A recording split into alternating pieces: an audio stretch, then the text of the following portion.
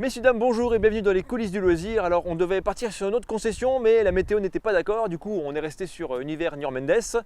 Et j'ai derrière moi un rapido qui est tout beau qui nous attend et on va donc en faire le tour en moins de 10 minutes. C'est parti. Ah, c'est l'étiquette qui fait du bruit depuis tout à l'heure. Ah bah d'accord, j'ai l'air faim moi.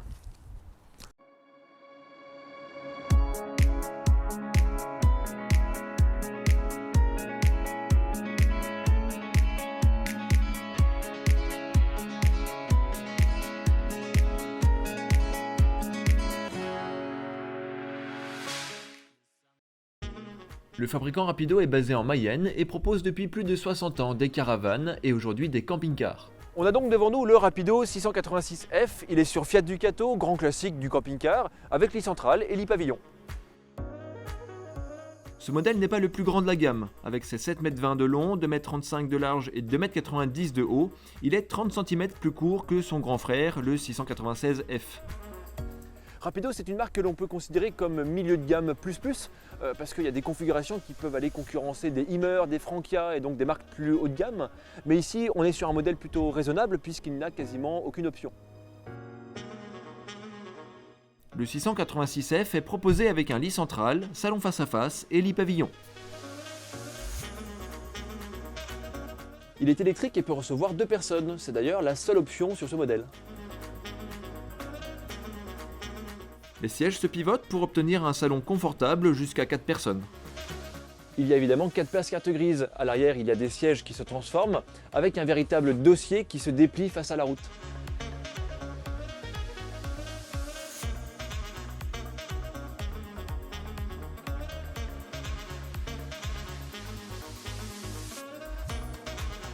La cuisine propose des placards et des tiroirs amortis, un évier inox aux dimensions correctes et une plaque de cuisson avec 2 feux.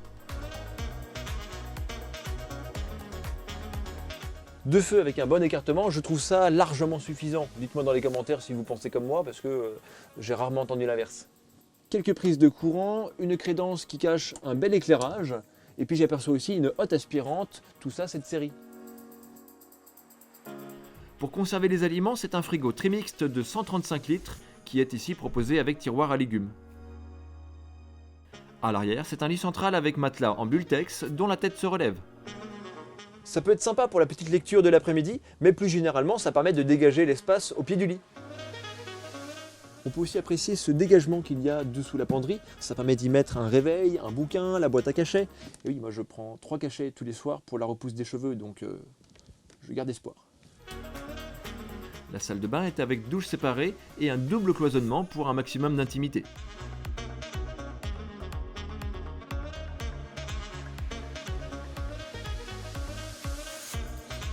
L'aspect est très lumineux, j'aime beaucoup aussi ce lavabo qui ressort, c'est vraiment très sympathique. Et puis il y a quand même pas mal de rangements, j'en ai là-haut, j'en ai ici.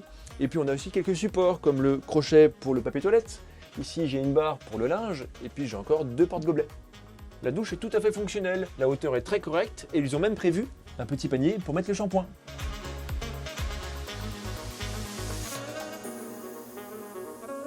Côté ressources, nous disposons de 120 litres d'eau propre, 90 litres d'eau usée et d'un combiné chauffe-eau-chauffage Truma de 4 kW.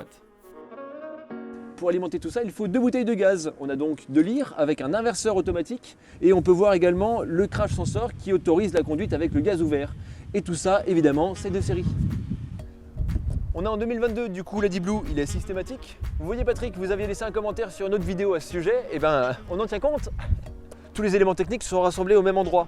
On a le branchement électrique, le remplissage de l'eau, la cheminée du chauffage et puis l'accès aux toilettes. Et tout ça, c'est une conception typique de chez Rapido finalement. La soute est traversante, la porte fait 86 cm de large et 100 cm de haut. Par contre à l'intérieur, le lit prenant un peu de place, la hauteur n'est plus que de 86 cm. Et on voit aussi un éclairage de soute.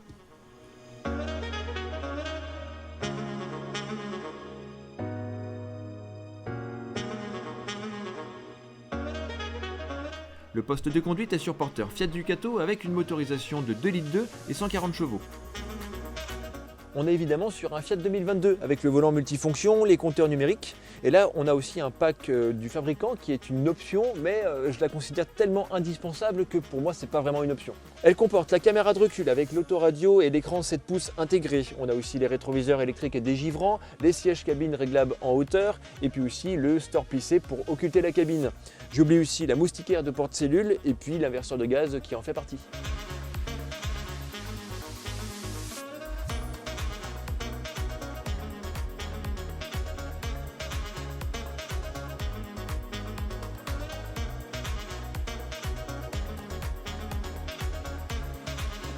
Ah, j'ai oublié d'évoquer le prix, il est à 71 090 €, c'est pour ça que je parlais de milieu de gamme plus parce que c'est un beau budget, mais bon, si on veut en profiter pleinement, on va peut-être encore ajouter un store extérieur, un panneau solaire, un porte-vélo et puis pourquoi pas une télévision pour regarder nos vidéos. Alors je rappelle que ce véhicule est exposé sur la concession de Univers Niort Mendes, qu'on remercie comme d'habitude, et c'est l'occasion pour moi de rappeler aussi une chose, c'est que c'est ici que j'ai été vendeur dans le passé, et du coup quand j'ai quitté mon poste, c'est Grégory qui m'a remplacé du coup sur ce poste, donc automatiquement s'il remplace mon poste, c'est qu'il est très sympathique, j'imagine. Par contre il a beaucoup de cheveux et ça m'embête.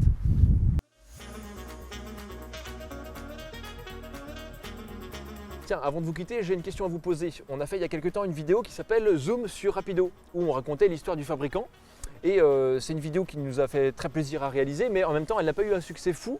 Il faut dire que c'était la période de Noël, etc. Donc j'ai un doute. Du coup, ma question est la suivante. Est-ce que ça vous plaît si on refait ce genre de vidéo du coup, pour chaque fabricant?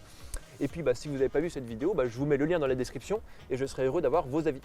Dans tous les cas, pour nous soutenir, vous pouvez vous abonner à la chaîne, laisser un petit pouce en l'air, un commentaire avec une suggestion, une idée ou même un reproche, tout est possible. Dans tous les cas, je vous dis, prenez soin de vos montures, profitez du paysage et à très bientôt.